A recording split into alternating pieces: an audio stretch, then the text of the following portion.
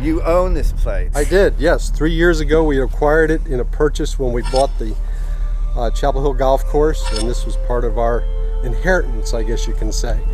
You know, and at first when I saw the building, I thought it was very unique and a very salvageable building on the outside, but as you go in, you'll see different.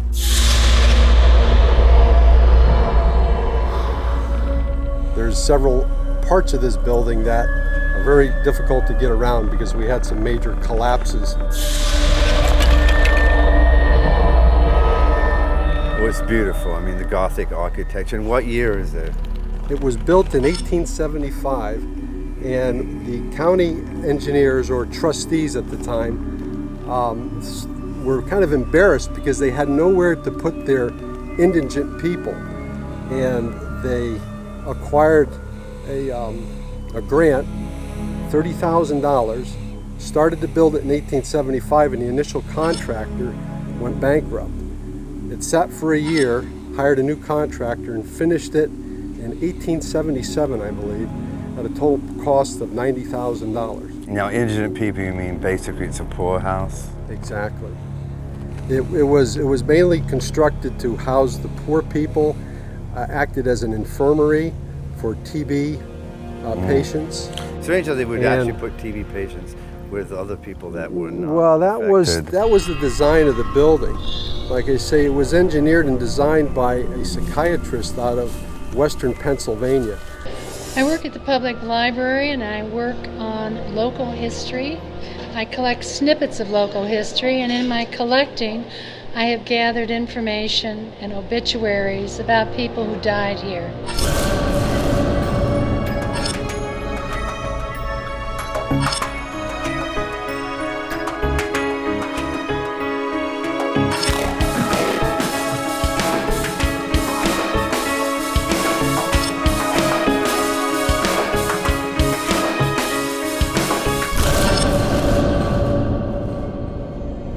Indigent meaning that you could actually have an 86-year-old man to a 20-year-old woman to whatever, Exactly. different people that outcast people that they didn't want, people that actually were signed by the county or state to be in here because they did not pay a bill. So they bought the farm out here from a local farmer, bought all of his outbuildings, his barns and whatever, and they established a place to keep poor people, or as it later became, people who had some sort of a mental disability or an addiction of some sort. When I say sad people, I mean they came with their sadness and probably died with their sadness.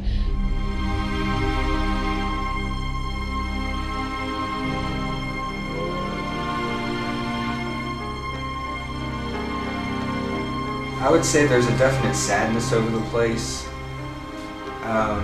Just when you walk around in here, it's just the walls talk. There's something that happened here that you know made people sad, whether it's the way they were treated, maybe it's just the misfortunes in their life.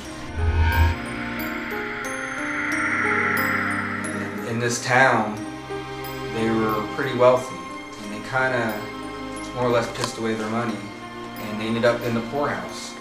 And you know, once you go from a high-class society coming into almost low-class, you know, I'm sure that's going to make you feel pretty sad.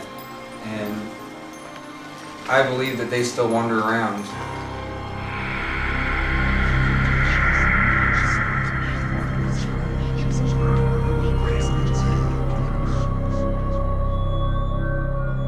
There was possibly some operations done here, medical operations that are questionable, but I haven't researched those enough to discuss them fully.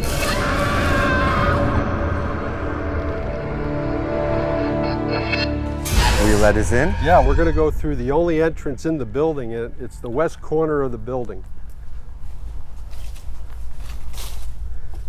Just be very careful where you step. There's a lot of debris in It here. seems like kind of a scary place. It gives an aura It has that as being tendency. Well, ominous. once you step through the door, you'll find out.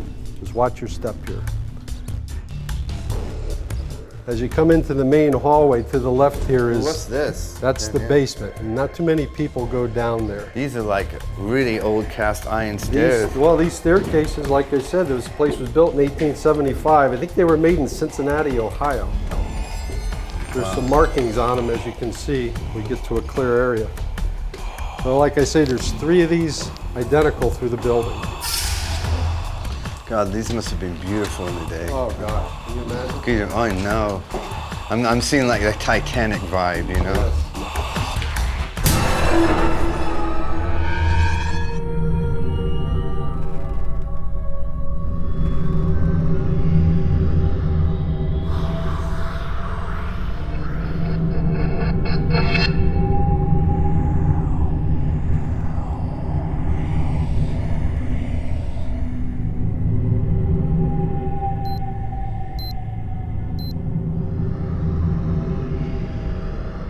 Stories have it, there was an elevator installed in here somewhere around the 1920s, and sometime after that elevator was installed, it had an accident and killed multiple people. And then they sealed it off and closed it off. In this building? In this building. This is the old elevator shaft area right here. So possibly maybe those people that, if this building was potentially haunted, it could have Very to do possible, with the spirits of that. Well, It's theorized that spirits, when they manifest, give off an EMF field which are detectable by these meters. And this here is the elevator shaft where the deaths occurred. And when I was just over here, just basically scanning the wand inside the box where the wiring would have gone, it spiked. And the beacon indicated an incredibly high EMF field present right here, and the spike went away. But this building has no power, and there's no wiring here, so there's no reason why there should have been a spike.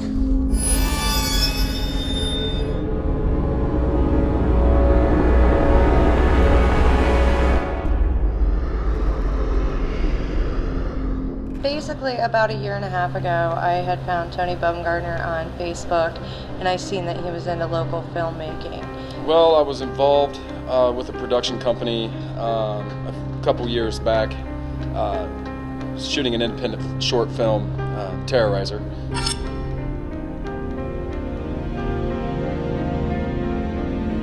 Later on that evening, I had taken the footage home, and I was reviewing the footage, and I had caught what it appeared to be 3 apparitions crossing the doorway. I really couldn't, explain what it was. I've never seen anything like that before, and there was only me and Steve, and so I had my dog with me. But Steve was standing in front of me, and I had to put the night vision on my camcorder so that we could actually see where we were walking, because it was extremely pitch black dark. You couldn't see anything. There was no light. And as I was talking to him, I had taken the camera and I moved it away like this. And I didn't realize that's when I caught the apparitions on tape.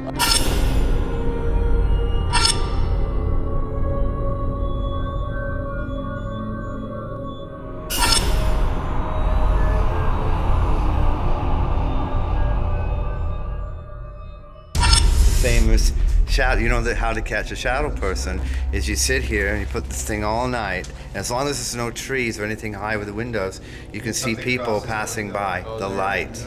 As long as there's no trees, or anything out there, then there's a concept. We got something that's cold and it's moving in the hallway. Oh, I see it. We're looking at this area here that's trying to focus onto, it's like a mist or something. To this day, I still can't explain what it is.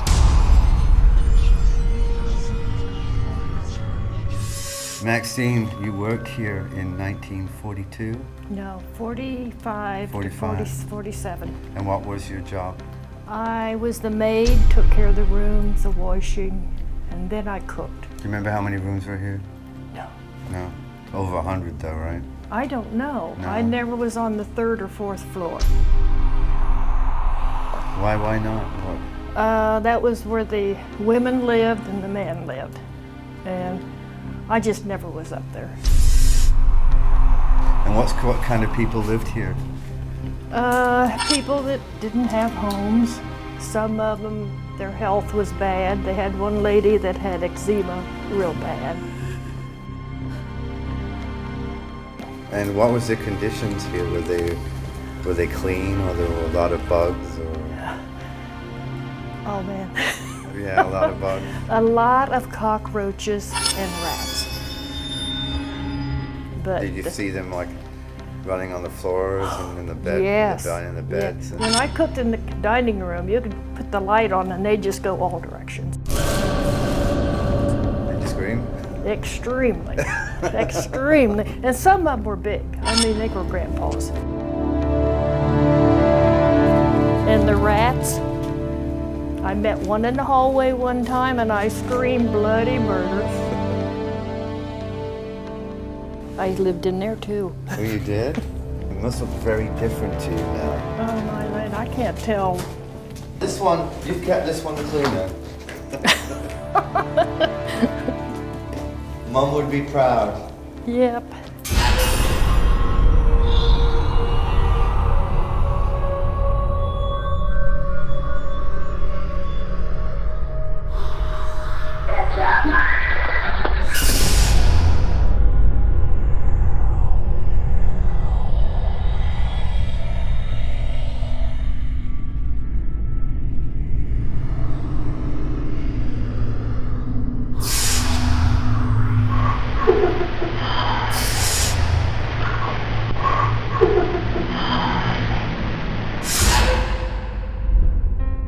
Just now we had been coming up the stairs and I had to step out for a moment because I felt a deep pain in my chest and couldn't breathe.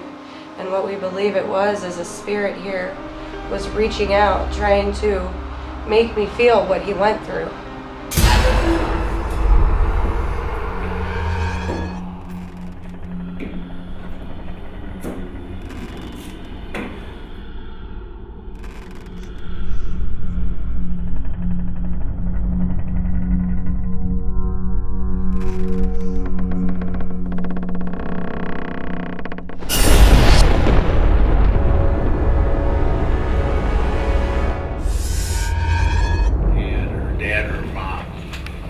Looking for her parents, and they're not coming. It's right around that corner, Keith. Right as you go in, she's by this window, right around the corner. Look in the window. See it? Yeah, what is that? I don't know. It's like a little girl. What is that? I don't know. Looks like a little girl, doesn't it? Yeah, We're on the fourth floor. I know, Light but in the window. That's outside the window. what would that be? I don't know. Mike, is there any balconies or anything outside these windows? No, sir. Let me zoom in. What is that? That's what, 40 feet straight down? Yes, we're on the 4th story right now. Claire, if that's you, please move so we can see you.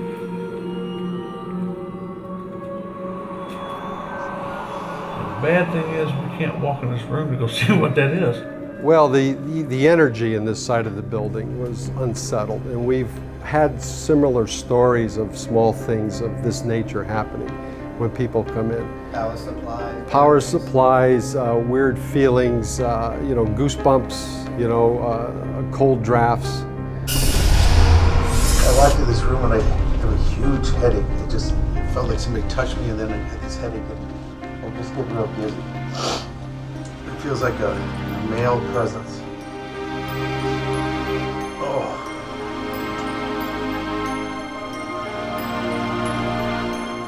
Scotty, while we were at the orphanage, Okay. we caught something on thermal. Let me get your reaction because you were actually there and it started with you, but then another guy basically took your place where you were standing. Okay. And then Up in this the room happened. where we were talking. Yeah, so let's get your reaction from this. So as you can see, there's the thermal image of the person standing there. That's his thermal composition. And then right about here, there you see him. And then you see this walk across the room.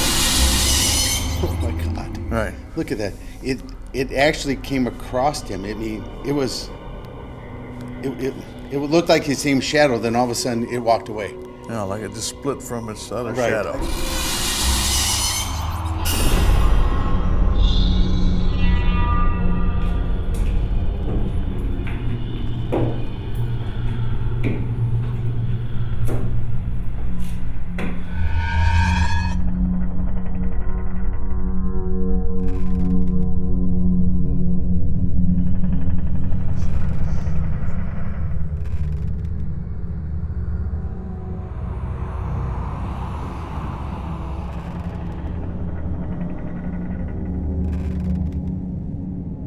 So what do you think, Scotty? Well, that's definitely the room I want to go into, right there. With the one with the With curtain that's blowing? blowing right out there.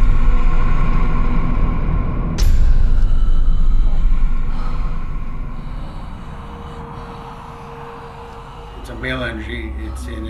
He's very confused. It's like the room to me gives that vibe of wanting to get out. There's a madness. And look, there's actually a pair of men's pants there. Right. Boys' There's a pants. mattress here. Yeah. So, what's the mattress doing here? Good question. You have no idea? I have no idea. Cool.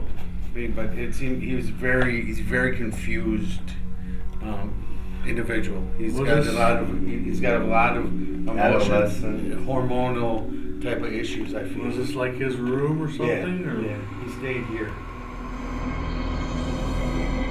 There's some notes down here. I mean, let's read these notes. It's like, well, look what we found here. It looks like I'm probably in a teenage dorm. It says, "Keep out, kids only."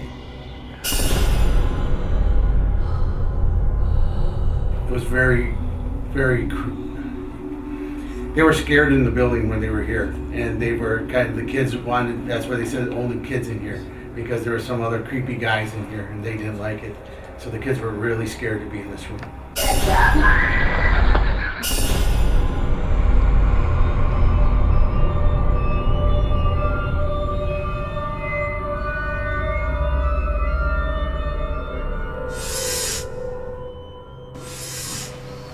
All right, again, this is Brian. Right. And this is thermal image here. Mm-hmm. Watch in here. And look, watch this thing change. Look there, see it? Yeah. All right.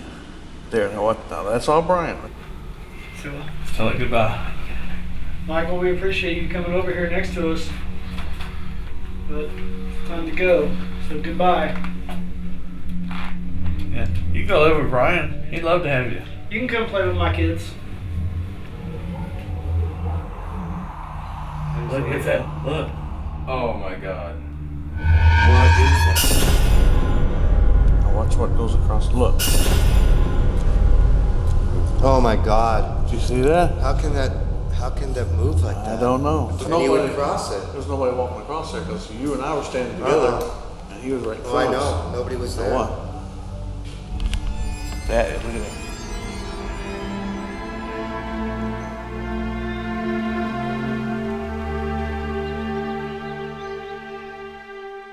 It's very disturbing, but I feel as though this is my calling, and I tell them that I need to speak for them, so I allow them to step into me and use me if that's how it's able to release themselves of this pain and able to move on. And I give you my love, I give you my peace, and I ask you to cross over to the other side. Go into the light and let go of the pain. The feeling of that light, that beautiful light, just walk into it, honey.